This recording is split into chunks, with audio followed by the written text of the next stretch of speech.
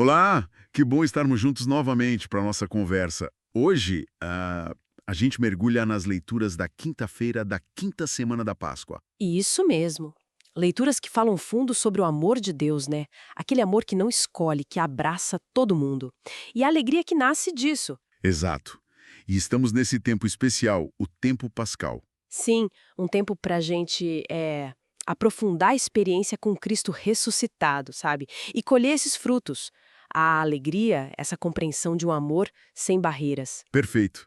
Então, nossa ideia aqui é justamente essa: pegar essas leituras e, bom, tentar conectar com nossa vida, com o dia a dia.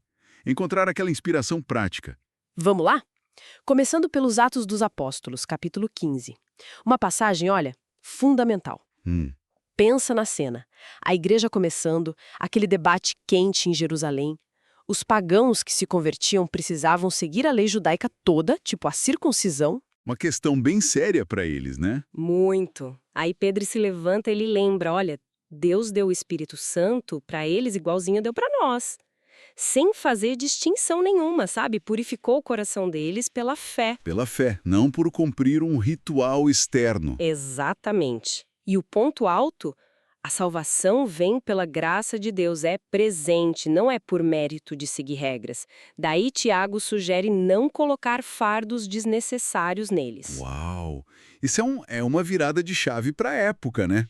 Mas me diga, como essa lição lá do começo da igreja, essa de acolher, sem distinção, como ela conversa com a gente hoje? Olha, conversa muito. Porque a gente ainda cria tantas barreiras, né? Sociais, culturais, até dentro da própria fé, às vezes. É verdade. Barreiras que nem sempre a gente percebe. Fronteiras. O chamado para nós é o mesmo: ser ponte, não muro. Será que a gente não impõe uns fardos que nem o evangelho pede? Boa pergunta. A graça de Deus é maior que nossas caixinhas, né? Sempre. E como viver isso? Talvez um passo concreto essa semana. Sei lá, tentar acolher de verdade alguém que a gente vê como diferente.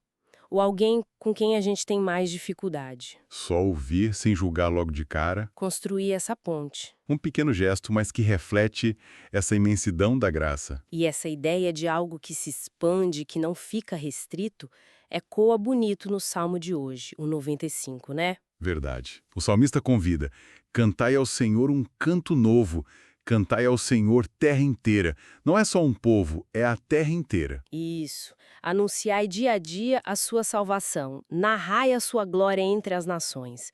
Percebe, a alegria da salvação não cabe num grupo só, ela transborda. Chama todo mundo para a festa, digamos assim. Exatamente. E isso combate qualquer ideia de um Deus que é só nosso. O convite é anunciar as maravilhas dele, mas claro, com humildade, com respeito por todos. E esse canto novo, o que seria hoje?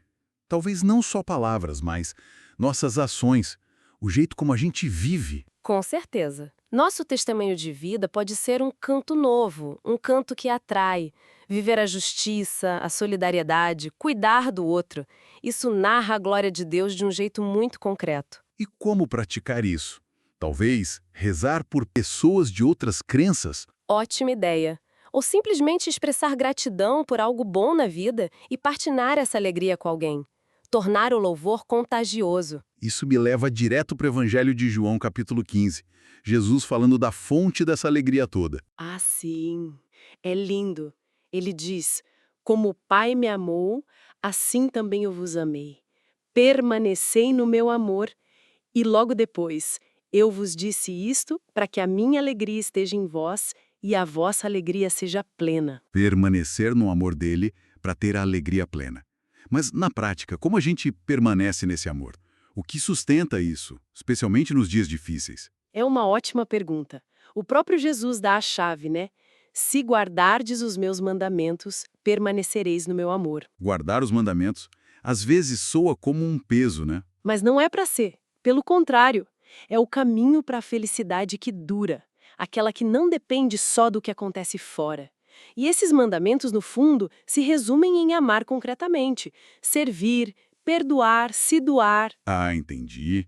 É uma alegria que vem de dentro, da relação com Deus, e que se mostra no jeito de tratar o outro.